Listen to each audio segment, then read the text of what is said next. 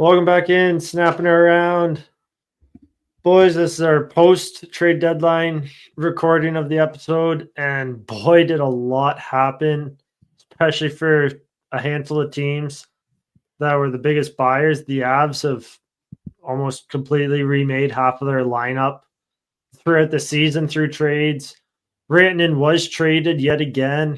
The Leafs had a big surprise swing at the tail end of the deadline, and couple bubble teams were also in on everything, but maybe do you guys want to start with the top three Atlantic teams that were busy, or touch on the Central, or how about we can always start with the biggest news that came out of the deadline, and that was Mikko Rantanen to Dallas.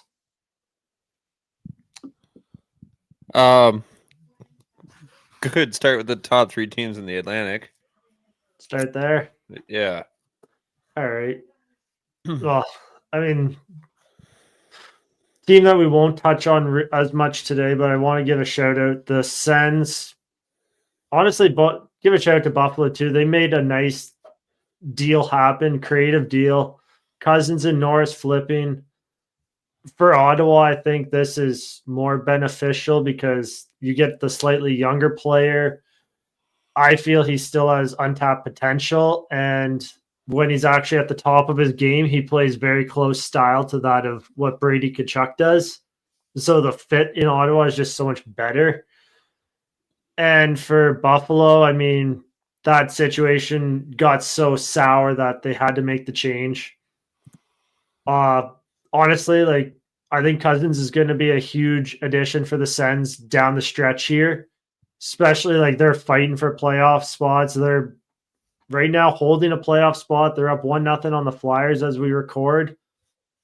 Just overall, I like the trade. Plus, Ottawa also brought in a veteran D guy in Dennis Gilbert. Just solid depth because Bernard Docker kind of fell out of favor as a legit top 6 option. So they got a second round pick for their troubles as well. Do you guys have anything big to add on the Sens Sabres deal there before we jump into the Leafs, Panthers, and Lightning? Not overly. No, I agree with you there. I thought Cousins was a good fit for the Ottawa system, like you said, going to be big for them down the line here. It's looking like they're going to be one of the teams involved in the final week, looking at a possible playoff spot. So I got to see Josh Norris live last night, actually, at the Sabres Oilers game. I didn't really think he was a standout, but I should also mention that absolutely nobody was a standout in that game. It was incredibly sloppy on both sides. So I guess really he kind of fit in per se. Yeah, I think it's just Norris got one of those young centermen that Buffalo had that just got charged with trying to be a 80-point player while also being a defensive stalwart centerman type. So hopefully change of scenery helps him too, but he needs to stay healthy. I don't think he's played more than like 70 games in a season. But biggest news, I think, coming out of the deadline was the arms race that happened at the top of the Atlantic. Let's start at the 3 slot with Tampa Bay Lightning. They kind of got their things rolling earlier before trade deadline day. We touched on it last pod, but let's kind of dig in deeper. Just Gore and Bjorkstrand, like we said last pod, it helps fill out that roster. But on the other side is this maybe a slight failure by Brisebois not to use the deadline day to bolster Tampa's defense, because out of those top 3 Atlantic teams, they probably have the 3rd best defensive group right now. Like, I know Hedman does a lot for them, but in terms of a 6-man unit, I'd put them probably 3rd best. Like, Justin, is this one where Brisebois kind of dropped the ball a little and should have been a little more aggressive to bring in a D-man? Yeah, I kind of thought they were going to make one more move in that sort of realm heading into last Friday, but I don't know if he kind of ran out of ammunition or there was really nothing around that he liked, because some of the prices that guys were going for were, you know, they're pretty dear for the most part. So, like what did Luke Shen go for? Like a second, I think, or a second or a third round pick that Dubas got for him. Like after he got him from after he got him. Sorry, my dog's whining at me. And yeah, I don't know. Maybe there just wasn't much out there on the market that really suited them. Like, they have a fine top six as long as Hedman's there, right? If Hedman ever goes down, then they're kind of really hurting for a top pairing defenseman just in general, right? Like, kind of all those other guys, I think, are better bottom pairs, like bottom four defensemen. But they just kind of stacked themselves up front and are banking probably on Vasi to kind of be what he was prior to kind of last year when he was more or less recovering from surgery. Yeah, that's a great point that Vasilevsky's shown. He's kind of found his form again, but like this is another one, Trav, where Tampa maybe looked at the teams like Florida and Toronto, who they're likely would have to go through 1 and 2 first 2 rounds. Did they just feel that Vasilevsky kind of equalizes out their defensive issues, and instead they want to almost go goal for goal with those teams in terms of offensive firepower? You could look at it that way. I think you could also maybe look at it as like they've just given everything away in the last couple of years that they really don't have any more to give. Maybe kind of run out of options in terms of landing a deal on a solid defenseman. They've already gave away their some more first round picks to get Gordy and Bjorkstrand. So I wonder if it's just kind of a scenario where it's like we've already shopped around everything that we kind of have that's valuable to offer. I think now we got to just roll with what we have and hope for the best. And like you say, hope that Vasi becomes the playoff sensation that we know him to be. And, maybe that is enough for them to be the top of that trio of teams. Yeah. And again, it's not that Tampa's defense is bad. It's more just guys like JJ Moser and Eric Chernak just haven't really done it consistently enough. And McDonough's on the older side. So there's just a lot of pressure on Hedman, I think, in the playoffs, especially to carry the load for that top 4D, especially when you look at the firepower, like I said, that Toronto and Florida have. Having to go up against a Matthews or Marner in a possible round 1, or if you're playing Florida, you got to deal with guys like Kachuk and all that who are just going to beat you up physically. So I think Tampa kind of dropped the ball on it, but again, the Gore and Bjorkstrand additions are great.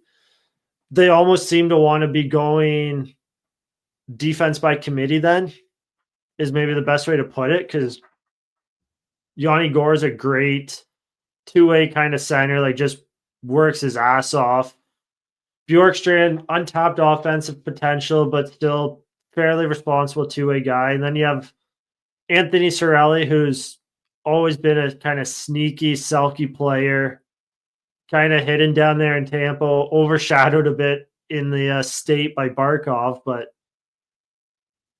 I think like Tampa's definitely going to be dangerous. A lot of it might just rides on the health of Hedman and the play of Vasilevsky. So I think, again, we're all three probably in agreement. We would have liked to see them add a defenseman to really put them over the top. But like you guys alluded to, there's only so much assets that they can really throw around before their cupboards are bare. Just one thing to add there too. It's and this goes right back to our playoff format, discussion that we've kind of maybe said one too many times on the pod, but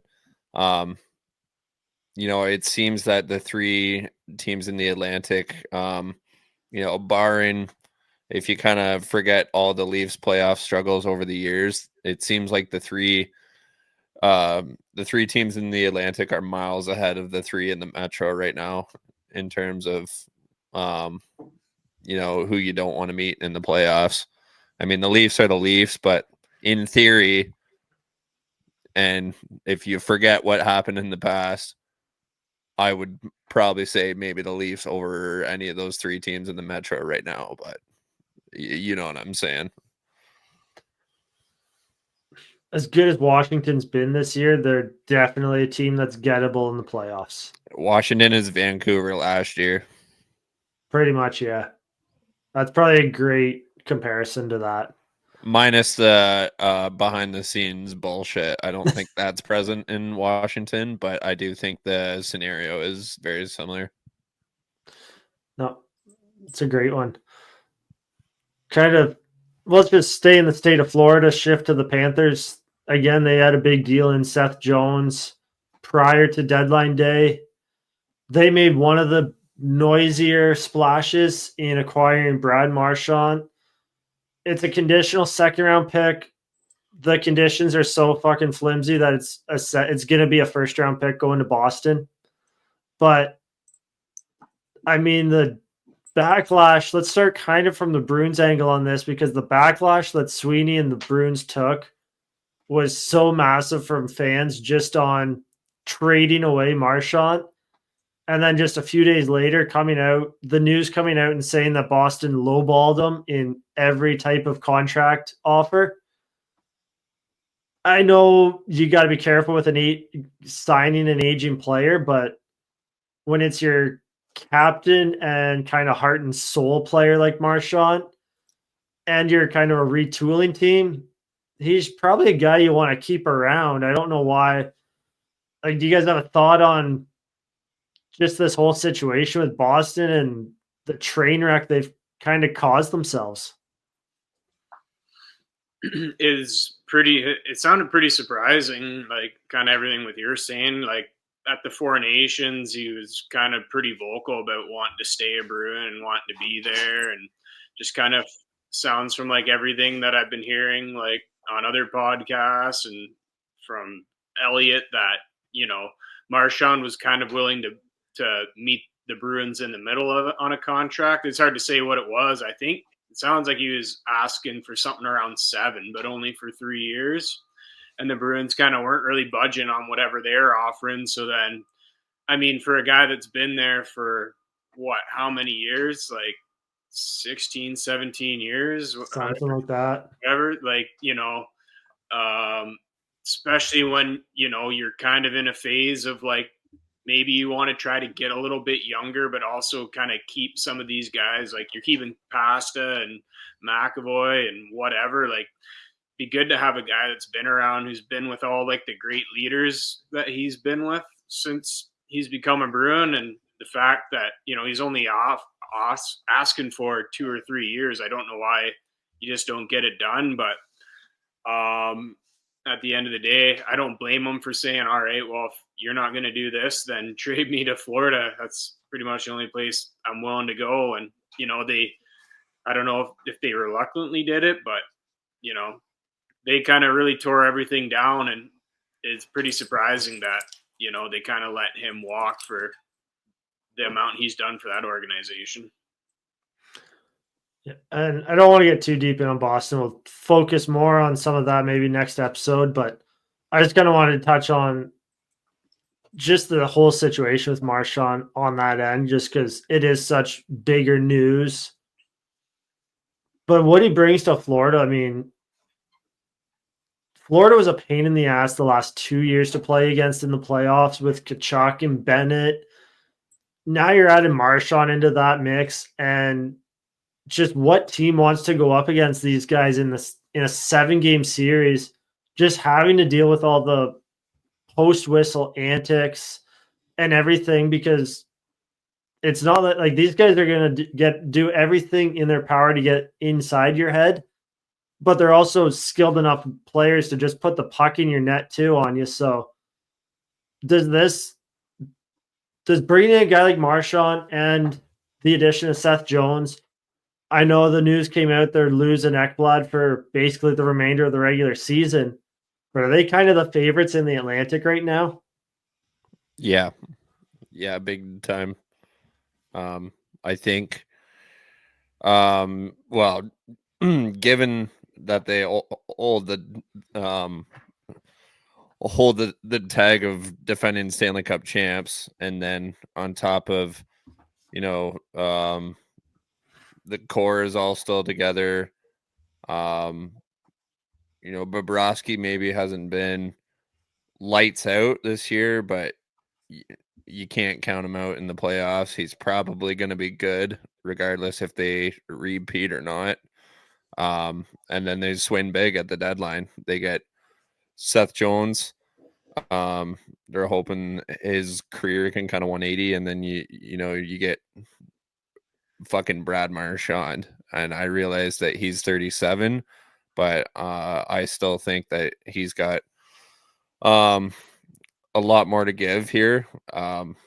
His Four Nations tournament, despite a depth role, he's still pretty clutch in the big moments. He didn't have any points in the championship game, but I thought next to Marner, he was the best skater for Canada in that game. So that just makes them all the more dangerous once again. That's just it. Marchand's going to a team where he's not going to be relied upon to be the second best player either. I mean, like Boston was in such turmoil that Marchand had to be the second best player on that team, when ideally at his age and all that, and just the style he plays, he should maybe be third, fourth. Going to Florida, he's going to maybe be sixth, seventh best in terms of a forward on that roster. So, like, it just fits in perfectly. And Florida's forward depth now is just so scary in terms of guys that can score, but just guys that get in your face and play playoff style hockey. Marchand in a depth role now, as opposed to a scoring role, is much more scary to me. Just the way that he plays. And just the options they have, like you can put a line of Marchand, Bennett, Tkachuk. How much of a pain in the ass is that line to play against? Yeah, if all those guys get healthy, that's going to be scary. You don't really know when two of those guys are coming back. But I mean, if those two guys are good to go game one, round one, I guarantee that's Florida's second line going into that game at least, and they're just probably going to see what kind of havoc they can cause. And not only are they difficult to play against physically, they can also be pretty offensive and help out secondary scoring too.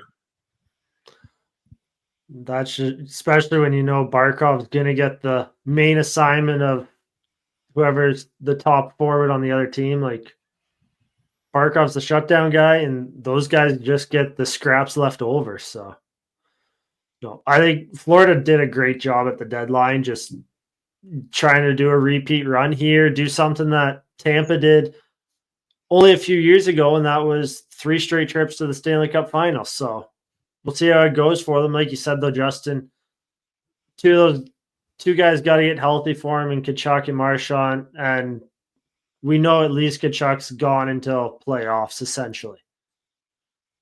Final team in the Atlantic, Toronto Maple Leafs.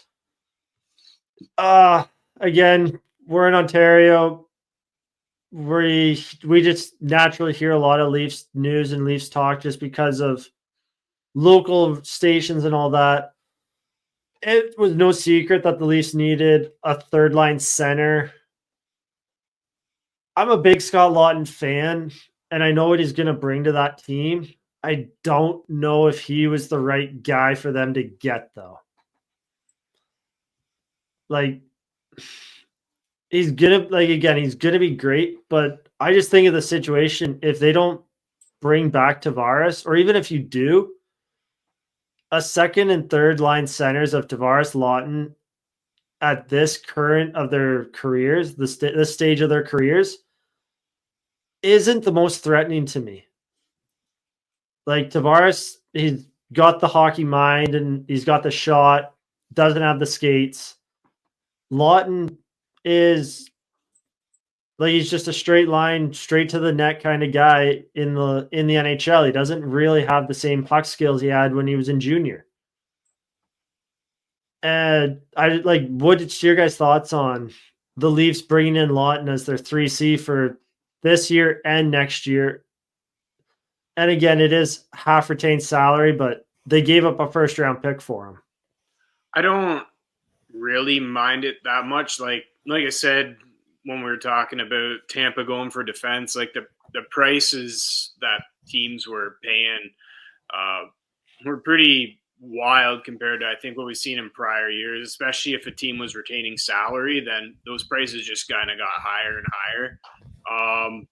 For the Leafs kind of aspect with Laughton as their 3C, I think it's someone that probably works out okay for them because it's someone that adds a bit of snarl. But I think at the end of the day, those top guys, like you're not like just one of them, like Nylander, Marner, and Matthews have to show up and produce in the playoffs, right? Like, I don't really think it matters who their 3C is that badly. Like, I think Tavares has kind of done his job for the most part this year. Is he $11 million player this year? Probably not, but he was when he signed that contract, and he's had a bit of a bounce back compared to last year. I just think, like Marner and Matthews really have to show up somewhere in this playoffs if they want to do anything, or, they could have had like basically anybody in that 3C spot and it isn't going to matter. I think, that's kind of where I am on Laughton anyways. I just look at it too. I go back to Colorado's cup run and just how important a guy like JT Compher was for his ability to provide offense. That's kind of the blueprint you look at, is you need a guy that can do that. And I just don't know if Laughton can chip in that amount of offense that's needed, especially when you're not 100% certain what, like, again, Tavares could all of a sudden lose a step as playoffs come around, and you don't really have a solid number 6 and a top in that forward group. It's a rotating cast. So, but like you said, Toronto, it's all going to be all about the big 3 up front. They show up, they have a chance. They don't show up, big changes are coming. The other big swing that Toronto took, Trav, Brandon Carlo, this one came out of nowhere. And again, this one, I think if he can kind of revive his career playing alongside a player like Morgan Rielly for the next 2 seasons plus the rest of this one, the trade looks good both ways. But if the Leafs are getting the Brandon Carlo that has showed up this year in Boston, bit of an overpayment, I think. I don't even recall what they sent to get him. Conditional 2026 first, top 10 protected, I think, and Fraser Minton. Yeah, it's a slight overpayment. I do like the trade. Like I thought, I thought that I wouldn't call it like exactly what they need, but there's nothing wrong with bolstering up that blue line. It's needed it for sure. I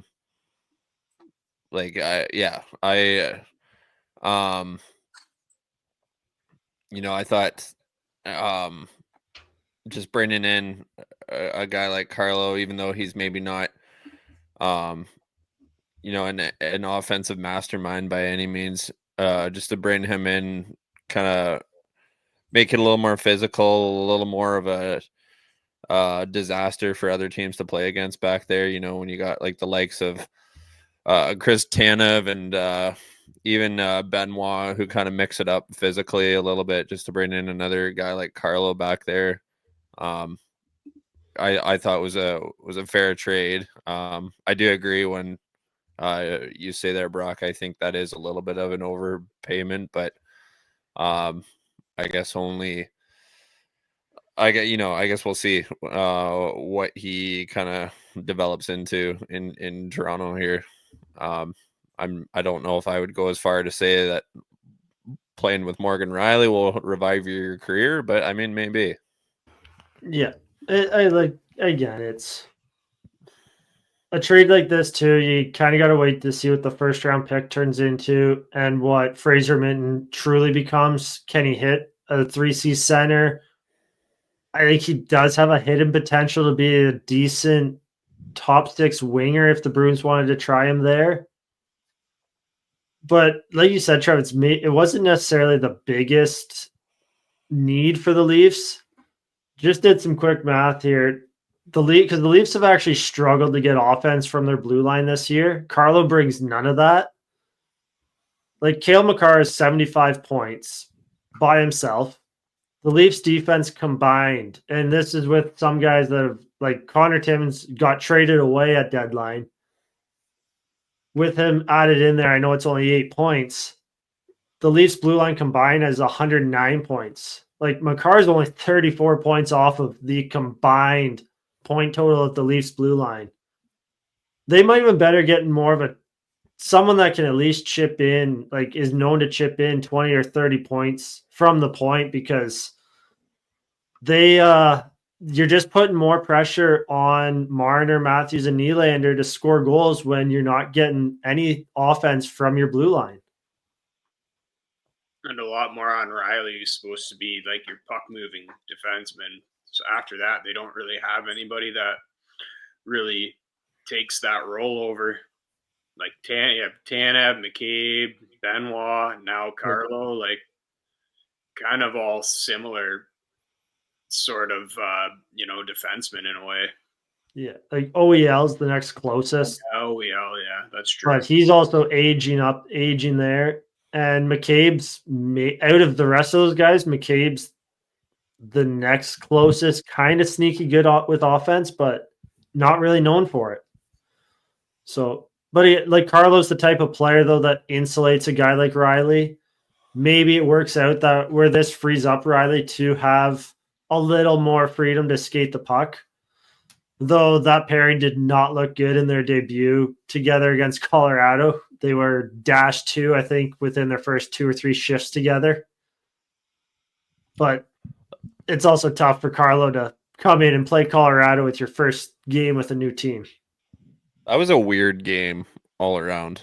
It was just a very unpredictable, kind of wild and unsettled for the majority of it. Teams were buzzing around the ice. Yeah. It kind of felt like an early season Avs game this year. Like they were the best team on the ice, but they had the second best goalie, and it showed. But they credit to Blackwood, though, in the third period when it mattered, he shut it down. Yeah. So that's all. We'll get more on the Avs here in a bit, but that's all that team needs. You guys got anything more on the Leafs here? Or kind of, are they now like they did their 2 things? They kind of filled out their spots that they felt they needed to, and it's prove it in the playoffs. Yeah, it's and just reiterating what I mentioned earlier, like I think I would feel a little more confident in their team if they were in the Metro. But yeah, they're chasing two pretty big giants. Yeah, and even if they do win the division, are able to sneak that division title, you're facing one of those 2 in the second round. So, not an easy road for the Leafs. If they even get there. Yeah. Yeah, they have to get there yet. So, the NHL season has been as predictable as a puck rolling on its edge. No one knows where it's going. But that just means there's time for your favorite team to figure things out. and games left for you to get in on the action at DraftKings Sportsbook, an official sportsbook betting partner of the NHL. It's super easy for first-timers to get started. Try betting on something simple like picking a team to win. Go to DraftKings Sportsbook app, select your team, and place your first bet. And if you're new to DraftKings, listen up. New customers bet $5 to get $150 in bonus bets instantly. Download the DraftKings Sportsbook app now and use code THPN. That's code THPN for new customers to get $150 in bonus bets instantly when they bet just $5. Only on DraftKings. The crown is yours. Gambling problem? Call 1-800-GAMBLER. In New York, call 877-8-HOPE-NY or text HOPE-NY 467-369. In Connecticut, help is available for problem gambling. Call 888-789-7777 or visit ccpg.org. Please play responsibly. On behalf of Boot Hill Casino and Resort in Kansas, 21 and over. Age and eligibility varies by jurisdiction. Void in Ontario. Bonus bets expire 168 hours after issuance. For additional terms and responsible gaming resources, see dkng.co/ice. Move on. Let's start maybe with Dallas, and they made the biggest splash of the day, bringing in Mikko Rantanen from Carolina. I'm going to save Carolina's situation till next week's pod, maybe. Let's focus just on what Dallas gets here. They get Mikko Rantanen. They get him at an 8-year, $12 million AAV, giving up 2 firsts, 2 thirds, and Logan Stankoven. But again, you get Rantanen with an 8-year extension. Just what kind of masterpiece is this from Jim Nill in the Stars? Just kind of lurked in the weeds and was able to kind of take advantage of a situation that a player in Mikko Rantanen didn't want to be in anymore. Yeah, there's been a lot of talk lately about what was going on in Carolina, what wasn't going on in Carolina, like what Mikko did and didn't want, this and that. And regardless of how kind of all that went down and how that went with him, he kind of played his cards the way that players can now, right? Like we say that we feel like the players have a lot more say and in where they want to be and what they want to do compared to, probably 10, 15 years ago at least. And Mikko played his cards perfectly and, kind of got shipped to a spot where he felt comfortable, signed a deal that, I think is fairly fair for him. That's kind of what we all thought he should be around, more or less, right? Like there was talks of him being, maybe a $13 million player, but I think, Dallas should be pretty comfortable with having him at 12. They're familiar with him. They've seen him a lot over the last, 10 years he's been in the league. And it showed he's played 2 games now for Dallas, I think, so far, and has goals in each. Probably seems like he probably fits that system a little bit better than Carolina's. And as an Av fan, as someone who, I would say for the most part enjoyed Mikko's tenure, there's a lot of games and a lot of stretches where we all had our say or displeasure, I guess, with watching him on the ice. But yeah, it's going to be weird this Sunday seeing him play for Dallas. I'll say that. But they got the best player of the deadline, and that's someone that really makes that, that top 9 of Dallas pretty scary. Yeah. I think going to the contract, I think this is maybe a situation where the NHL, again, this could be a big discussion for another day, but just the taxes around the different locations of the league are starting to really play a factor. Because again, the reports were out that he was wanting about $13.5 million originally from Colorado at the start of the year. Said he was he was willing to take a bit of a cut.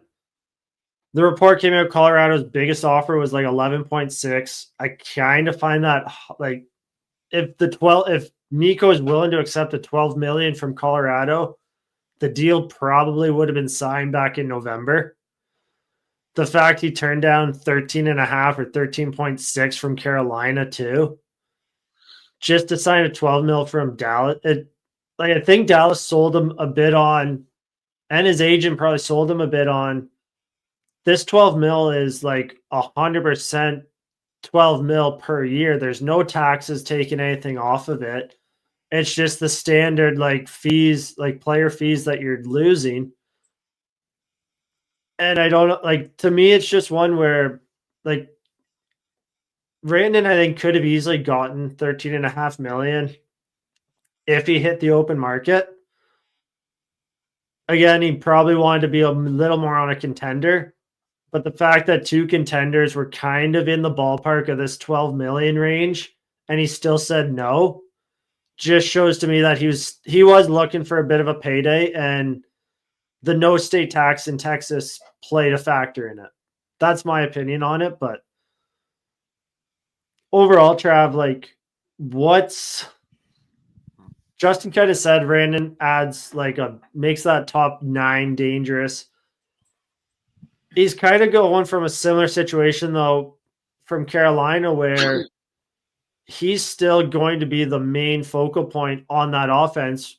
Yeah, Dallas has a bit more depth in terms of offensive star power, but Rantanen, when you put him in there, he's the guy kind of on that offense. Like, and in Carolina, he kind of didn't really play that role well. Think it's going to change in Dallas? Yeah, I was kind of running that scenario through my mind a little bit over the last couple days. I think because of the cast around Rantanen in Dallas chips in a little bit more than the casting in Carolina, I think he'll be all right for now. My thought is in like 2 to 3 years time, is Dallas still going to be in the window? What kind of, cap management are they going to be running into? Where are they going to be in the league standings when, like, it's a no-brainer that they're probably the best team in the West right now. And they've been a top 3 team for the last half decade at least. When they start to slip away is where I wonder how well that this contract is going to age. When they face a little bit of adversity and they start, looking at Rantanen to kind of, I don't know, maybe drag them out of the depths. That's where I wonder, what are we going to see from him making 12 million a year? So I think he'll be okay for now. They're pushing for a cup, and he's not going to hurt them with that. But yeah, my question is after this window, what kind of a player are we going to see out of him? Because he doesn't have a McKinnon around him, and unless Dallas gets a miracle prospect, he's not going to have a McKinnon around him. He'll have some very good players. He'll have a Wyatt Johnston that's going to be better in 3 to 4 years' time than he is now, and he's already close to elite now. But I think that's the biggest thing for me with this contract is what are we going to see from him in 2 to 3 years' time than as we're going to see on this run that they're likely to go on the rest of the year. Another thing with Dallas for me too is like you're bringing in Rantanen this year and it's all good. A lot of this year right now, like they're doing so good based off of a lot of veteran, like 30 plus, like close to 35-year-old and over guys kind of turning the clock back a bit. So like Rantanen brings in and gets them a little younger and more in that competitive window style. But in a grueling playoff series, like you said, Trav, like Rantanen might get tasked with having to drag them through a 7-game series as the main guy because the bodies of guys like Ben, Sagan, Duchesne, and Dadonov just aren't there to support it. So it's the long-term effect of this situation is definitely going to be interesting. The short term puts Dallas probably one of the top teams coming out of the West. But the other team that's probably made the biggest moves of the day and is probably right on pace with Dallas, Colorado. I just want to show you guys something here. So this is the Avs roster lineup after the deadline. All the guys in yellow are guys they brought in after the start of the season. Like they've completely remade center depth, added some defensive depth as well, and just completely remade their goaltending. Let's maybe just ask this question. Out of all these additions, who's the one that excites you the most? Regardless of if we've seen him for only a game or two or if we've seen him for half the season already. Blackwood. I think that one's obvious to me. Justin? I got to go with Brock Nelson. I want to say Blackwood for reasons I think pretty well known, but I would say Nelson just to kind of change it up a little bit because we've struggled with watching guys try to take over this 2C role for the Avs. Ever since Kadri left, it really has not been solidified. Middlestat had his moments, but did not turn out to be that well long-term. So Nelson, just from watching him for 2.5 games now with this Wild game on right now, looks like he fits in pretty well. A good face-off guy. He's fairly quick for a guy that looks like he's 78 years old. So, he's probably the one for me. I was going to say Nelson too, just because Middlestat we saw as the year went on this year, he came out hot. He needed a guy like Nichushkin on that second line to really insulate him. Nelson's more of a player that can actually handle his own line. And that's what's big for bringing him in, regardless of the cost of it. If Nuke goes down at any point, you're not as worried with Nelson on that second line as you were with Middlestat. So, no, that's a really good point. But let's kind of get into that Nelson deal. I mean, they gave up, a first, Callum Ritchie, and a later round pick and Oliver Shillington for Brock Nelson. Just last pod, we kind of threw it around. What were we willing to give up Callum Ritchie for? Justin, you said it a few times. The asking prices were high all day at the deadline, and I guess it cost them Callum Ritchie to get Brock Nelson into the Avs organization. Yeah, I mean, I've been on record a lot of times. I've posted the meme a lot from my account on Twitter. Always trade futures for impact players now, and especially a team in this position. At the end of the day, I think I'm fine with it. If they have an early exit, maybe not so much, but I think the risk is worth it to watch this team potentially go on another run. And it would be even more worth it if they find a way to, sign him for some more years after this. He went on record saying that the Avs were his kind of number one landing spot if he was to get traded. If that was something that he's just saying in interviews afterwards, whatever. But, I could see it. Why wouldn't you really want to come be a part of this team? For all the teams that were rumored to be wanting to get him, the Avs are probably, most enticing possibly, not because of where they are in the standings, but, it sucks. It was fun watching Ritchie kind of grow the last couple of years. To be honest with you, I wasn't a huge fan of his game at the World Juniors, but I wasn't a big fan of many people's games of the World Juniors on Team Canada. So,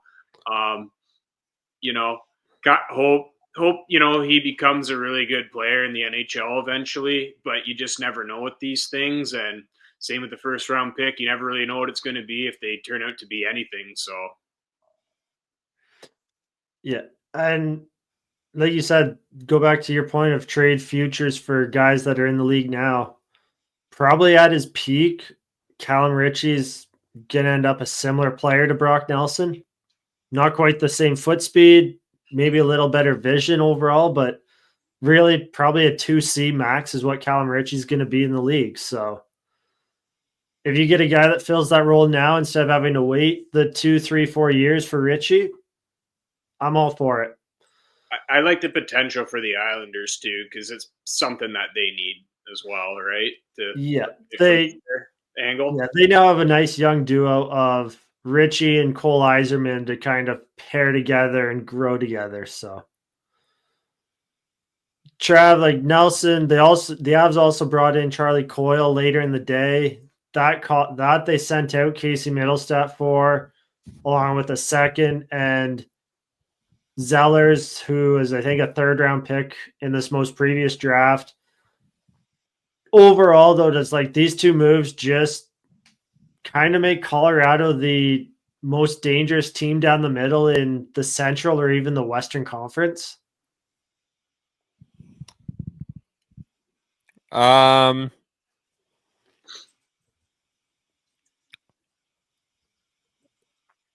I think, yeah, I don't know. Like I would put Dallas right there too. I don't think it's clear cut. They're certainly a lot better than they were. I would have said before they probably weren't even top 3 in the West, but they definitely are now. I don't know if I would say the best though. So, see, I'd have more Vegas as their competitor for a West over Dallas because Rupa Hintz to me is kind of a Brock Nelson type. Matt Duchene at this stage, he's playing really good, but again, I think to me, McKinnon's this big X factor in the Avs center depth that no other team can really match in the West.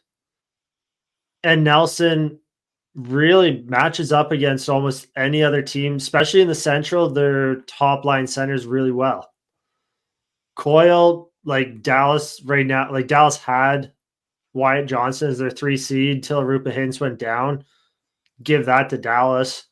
But just shifting Drury down to a 4C spot on this team, I just don't see a weakness in a situation where the Avs have the weaker center depth in a series. The wings makes it a little more interesting, but at center, I'm probably taking the Avs center depth over almost anyone they'd face in the playoffs. I think Charlie Coyle's a little bit of an X factor in there because he has been nowhere near what he was last year. Yeah, like it's pretty maybe to look at, but and he's looked okay thus far, but like and I know Boston is a shell of what they were last year, but his points totals have dropped way off. So that's another thing too that maybe makes me think that I'm not shitting on the Avs center depth. It's infinitely better than what it was, but Coyle may not end up being as good as he looks at that 3C spot. We'll see. I just think like Boston had Coyle as a top 6. Like, say Coyle goes on for the rest of the regular season, say he has a pace of a 40 or 50 point season with Colorado. Is that not what you really want from a 3C? Yeah, I think that's what you're looking for. The contract, you probably want something a little bit more, but I mean, what he brings the size. And if he does bring those points, then yeah, it's probably what you're hoping to get out of him. He's still scoring like pretty decent amount. He's not really racking up any points elsewhere. Not with Boston, he wasn't anyways. No, and like Trav brought up, like Boston, you have to kind of take players you're getting from them with a grain of salt because the situation with the Bruins has just been a disaster this year, especially as the year's gone on. So getting out of Boston might be the best thing for Coyle. Boston might be on Gavin McKenna watch next year. That's an entirely different subject that we don't need to dive into, but I did want to throw that out there. That's entirely possible. But yeah, like the Nelson Coyle were the two big deadline additions. Obviously, like we spent a whole pot on the Nachash and Drury coming in. Blackwood and Wedgwood were so early in the year that we've kind of covered them pretty well. We did touch on Lindgren, and he's looked pretty good since joining the Avs. Now that we've gotten a few games of him, like, is this another guy where if he can kind of just maintain this pace of play that he's on, it's a huge win for the Avs? Yeah, he had a great game against the Leafs on Saturday night. Chipped in on Nichushkin's first goal there. I thought he was,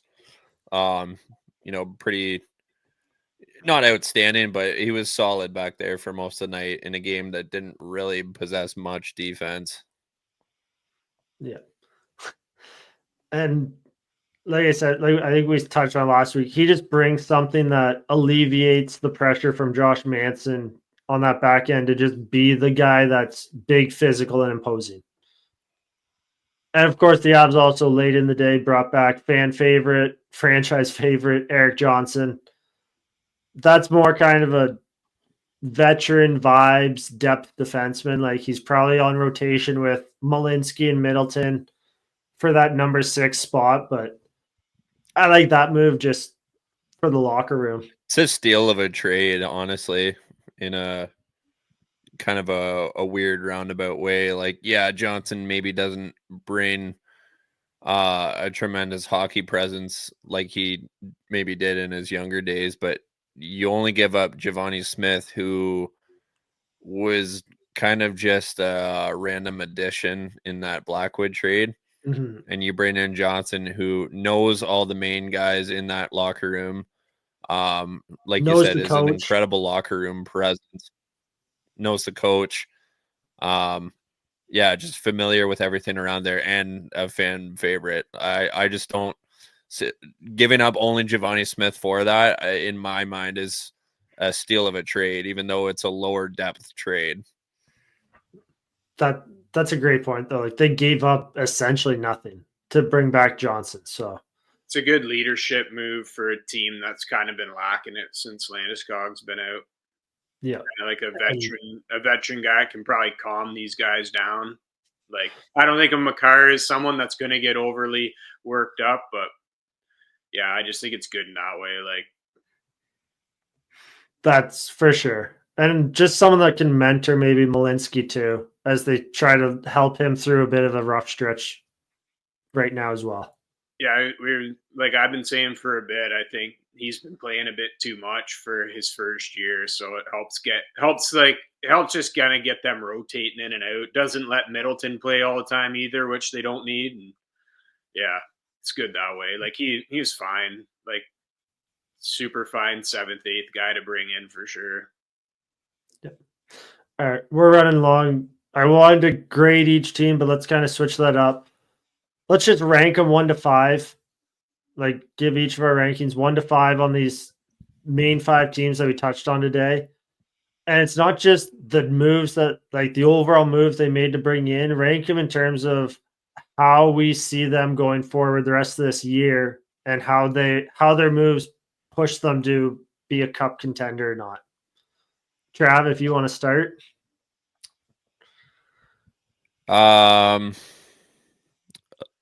Leafs 5, Lightning 4, Stars 3, Avs 2, and the Cats number 1. There you go. You want to go, Justin, or you want me to go? You go. All right.